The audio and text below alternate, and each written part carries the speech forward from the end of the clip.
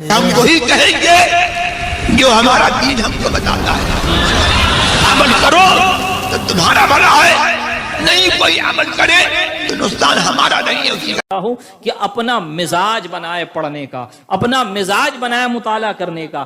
کتنا امام آپ کو بتائے گا 20 منٹ میں کوئی اسلام پورا بیان نہیں کر سکتا ہے. ہم مدرسے میں 9 سال پڑھتے ہیں تو 9 سال کے بعد جا کے ہمیں جو سرٹیفکیٹ ملتا ہے، سند ملتی ہے، وہ طالب علم کی ملتی ہے کہ تم مکمل طالب علم ہو گئے ہو، تمہیں دین حاصل کرنے کا طریقہ آ گیا ہے، اب جا کے دین حاصل کرو. تمہیں عربی گرامر پڑھا دیا گیا ہے، تمہیں 9 سر پڑھا دیے گئے ہیں، تمہیں نطق ظاہری نطق باطنی سے متعارف کرا دیا گیا ہے، فقہا کے انداز اور ان کے مزاج تمہیں بتا دیے گئے ہیں، تمہیں ہدایہ پڑھا دی گئی، تمہیں مشکات پڑھا دی گئی، تمہیں صحیح ستہ پڑھا دیا گیا. اب تم جا کے خود سے محنت کرو اور پڑھو. جب 9 سال میں پورا اسلام ایک مدرسے کا طالب علم نہیں سمجھ سکتا ہے تو منبر سے جمعہ کے فقط 20-25 منٹ کے خطاب سے آپ کیسے پورا اسلام سمجھ سکتے ہو؟ پھر آپ کو شکایت یہ ہوتی ہے کہ علماء بیان نہیں کرتے. ارے کیا کیا بیان کرے علماء؟ یہ 20-25 منٹ 1 گھنٹے میں عثمان غنی پر خطاب کرے بندہ تو پورا خطاب نہ کر پائے،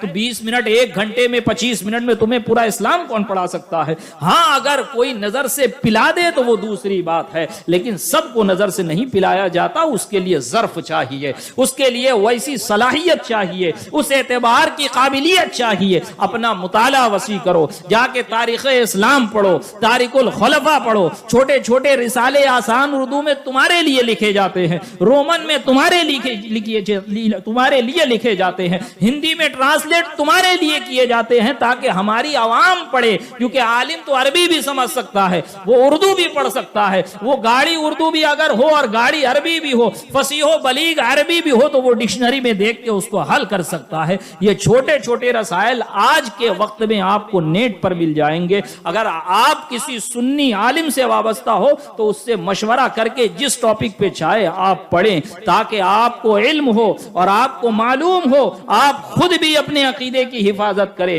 کیونکہ یہ زمانہ ایسا ہے کہ جس کے بارے میں نبی پاک نے فرمایا تھا قرب قیامت ایسا زمانہ آئے گا کہ بندہ صبح میں مسلمان ہوگا، شام میں کافر ہو جائے گا. ایمان کو بچانا اتنا سخت تر ہوگا. یہ میں نہیں کہہ رہا ہوں کہ یہ وہ زمانہ ہے، میں نے سرکار تاج الشریعہ کی زبانی بھی اسے سنا، حضور محدث کبیر کے زبانی بھی اسے سنا ہے کہ یہ وہ زمانہ ہے کہ جس کے بارے میں میرے نبی پاک صلی اللہ علیہ وسلم نے ارشاد فرمایا ایمان بچانا ایسا ہو جائے گا جیسا کہ ہتھیلی پہ انگار رکھنا. ہتھیلی پہ انگار کون رکھ سکتا ہے؟ کتنی دیر رکھ سکتا ہے؟ ہتھیلی پہ انگار رکھنا جس طرح دو بھر ہے اس طرح ایمان بچانا دو بھر ہو جائے گا. بندہ اپنے میں رہے گا، پہاڑی پر بھاگے گا، وہیں بکریاں چرائے گا، اس کا دودھ پیے گا تاکہ اس کا ایمان محفوظ رہے. یہ فتنوں کا زمانہ ہے میرے عزیزوں. اپنے ایمان کی حفاظت کرو، اپنا مطالعہ وسیع کرو، نماز کے مسائل سیکھو، زکوٰۃ کے مسائل سیکھو. یہ تو ہم ایک زمانے سے کہتے آ رہے ہیں، لیکن سنیں آپ کہ نبی پاک نے فرمایا طلب العلم فریضۃ علی کل مسلم و مسلمہ، کہ ہر مسلمان مرد و عورت پر علم کا حاصل کرنا فرض ہے. تو کس علم کی بات ہو رہی ہے کہ مدرسے میں جا کے 9 سال کی داخلہ لے لو؟ نہیں، وہ ضروری علم جس میں آپ کے معمولات، روزمرہ کے معمولات ہیں. یہاں تک کہ فرمایا گیا، فقہا فرماتے ہیں جسے حرام اور حلال کی تمیز نہیں اسے بزنس کرنے کی، تجارت کرنے کی اجازت نہیں ہے. ہم اتنے بڑے بڑے بزنس کر رہے ہیں، تم رو رہے ہو کہ ہمارے اندر کوئی بڑا بزنس مین نہیں ہے.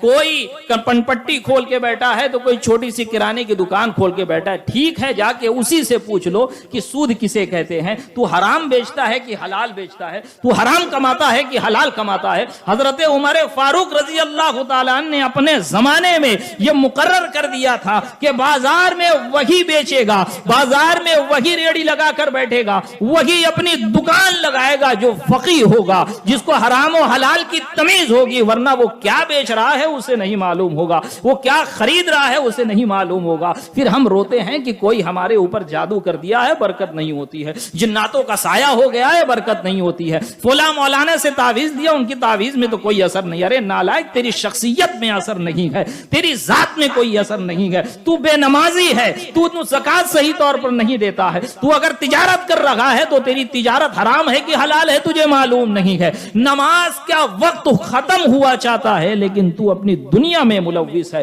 یہ کیوں ہو رہا ہے؟ کیونکہ ہم نے طلب علم کو چھوڑ دیا ہے, ہم نے علم دین حاصل کرنا چھوڑ دیا ہے. جو 35 سال 40 سال 45 سال کے ہیں نا, ان سے میں مخاطب ہوں, سنو, تمہارا زمانہ تھا کہ تمہاری والدہ نے, تمہاری نانی دادی اور خالاؤں پھپھوؤں نے تمہیں چھوٹی چھوٹی باتیں, ضروری باتیں یاد کرا دی تھی کہ بڑے فرشتے 4 ہیں, ان کا نام یہ ہے, کہ انبیاء کرام بڑے بڑے یہ ہیں, ان کا نام یہ ہے, نبی پاک کی والدہ کا نام یہ ہے, ان کے والد کا نام یہ ہے. میں لکھ کے دیتا ہوں, آپ اپنے بیٹے سے پوچھ لیجئے, وہ نہیں بتا پائے گا. کیوں نہیں بتائے گا؟ کیونکہ آپ نے اس کو تعلیم نہیں دی. جو تعلیم تمہارے گھر میں تمہارے باپ دادا نے تم کو دی تھی, وہی تعلیم تم اپنے اولاد میں ٹرانسفر نہیں کر پا رہے ہو. تم کہہ رہے ہو برکت نہیں ہو رہی ہے. ارے نادان, برکت کیسے ہوگی جب تو خود بے برکتی ہے؟ جس گھر میں اگر کسی بے نمازی کی نظر پڑ جائے تو اس سے برکت اڑ جاتی ہے. جس گھر میں بے نمازی ہو تو وہاں پر کیسے برکت آ سکتی ہے؟ آپ دیکھیں نا, آپ کے محلے میں کتنے گھر ہیں. یہ ممرہ ہے, یہ ممرہ ہے جسے مسلمانوں کی نگری کہا جاتا ہے, اور کتنے لوگ آ کے بیٹھے ہیں. یہ جو آپ آ کے بیٹھے ہیں, میں حسن ظن رکھتا ہوں, ہو سکتا ہے گھر میں بیٹھ کے آن لائن سن رہے ہوں گے, لیکن مجھے ذرا بتائیں نا, کیا اتنے ہی لوگ ممرہ میں رہتے ہیں یا آپ کے محلے میں رہتے ہیں؟ کیوں کثیر تعداد میں لوگ نہیں آئے؟ یہ ہماری کمزوری ہے, یہ ہماری کمزوری ہے. اور جب مسلمان اسلام اور شریعت کو برا بھلا نہیں بول پاتا ہے نا, تو وہ علماء پہ حملہ کرتا ہے, وہ مولانا لوگوں پہ حملہ کرتا ہے. ہر عالم غلط نہیں ہے عزیزان ملت, ہر عالم غلط نہیں ہے. آپ پہلے علماء کے قریب تو آئے. آپ نے اپنے جسم کے لیے اپنا فیملی ڈاکٹر بنا کر مقرر کر کے رکھا ہوا ہے, اس سے مشورہ کر کے دوا لے رہے ہیں, اس سے مشورہ کر کے حالات کے مطابق غذا کھا رہے ہیں. تو آپ اپنے ایمان اور اپنے عقائد کے لیے ایک فیملی عالم کیوں نہیں رکھتے ہیں؟ آپ اپنے امام سے اپنے رابطے مضبوط کیوں نہیں کرتے ہیں؟ آپ علماء سے اپنے رابطے مضبوط کیوں نہیں کرتے ہیں؟ جو نوجوان بچے جماعت رضائے مصطفیٰ سے جڑے ہوں, یا جس بھی سنی مسلک اعلی حضرت کی تنظیم سے جڑے ہوں, ان سے جڑیے, ان کو مضبوط کریے. اپنے گھر کے نوجوان بچوں کے روابط ان سے بڑھائیے. اپنے نوجوان بچوں کو مساجد میں اس لیے بھیجیے کہ جائیں درس سنیں. جب وہ درس سنیں گے تو دین میں اپنی عقل کو دخل نہیں دیں گے. یاد رکھیں, یہ وہ زمانہ ہے کہ لوگ فیس بک اور واٹس ایپ اور یوٹیوب پہ اپنا پیشوا ڈھونڈ رہے ہیں. تو کبھی کسی پلمبر کے پیچھے چلیں گے, تو کبھی کسی تاریخ ذلیل اور تاریخ جو ہے ذلیل کے پیچھے چلیں گے, تو ان کا راستہ ہی جہنم میں جا کے ختم ہو رہا ہے. تو تمہارا بیٹا جو تم اپنے باپ کی قبر پہ جا کر فاتحہ پڑھتے ہو, یاد رکھو تمہاری اولاد بہک گئی تو اس کے بعد سے کوئی تمہاری قبر پر فاتحہ پڑھنے نہیں آئے گا. وہ یہ کہے گا ابا مر گئے, مٹی میں مل گیا, میں شرک کیوں کروں؟ میرا باپ شرک کرتا تھا, میں شرک نہیں کروں گا. اپنے ایمان کی حفاظت کرنا چاہتے ہیں, اپنے نسلوں کے ایمان کی حفاظت کرنا چاہتے ہیں, تو جس طرح آپ فیملی ڈاکٹر مقرر کرتے ہیں, اسی طرح اپنا فیملی عالم بھی بنائیے. اللہ تبارک و تعالیٰ کی بارگاہ میں دعا ہے, رب تبارک و تعالیٰ ہم تمام کو حضرت عثمان غنی رضی اللہ تعالیٰ عنہ کی فیض سے مستفیض فرمائے. ان پہ نازل ہونے والے رحمت و انوار کی بارش کی چھینٹیں ہمیں عطا فرمائے. ہم سب کو صراط مستقیم مسلک اہل سنت, جسے پہچان کے لیے مسلک اعلی حضرت کہا جاتا ہے, اس پہ استقامت عطا فرمائے. اسی سچے پکے مسلک پر ہم سب کا خاتمہ بالخیر فرمائے. کل بروز قیامت اسی مسلک کے ماننے والوں کے ساتھ ہمارا حشر فرمائے. آمین بجاہ النبی الکریم. وآخر دعوانا ان الحمد للہ رب العالمین. السلام.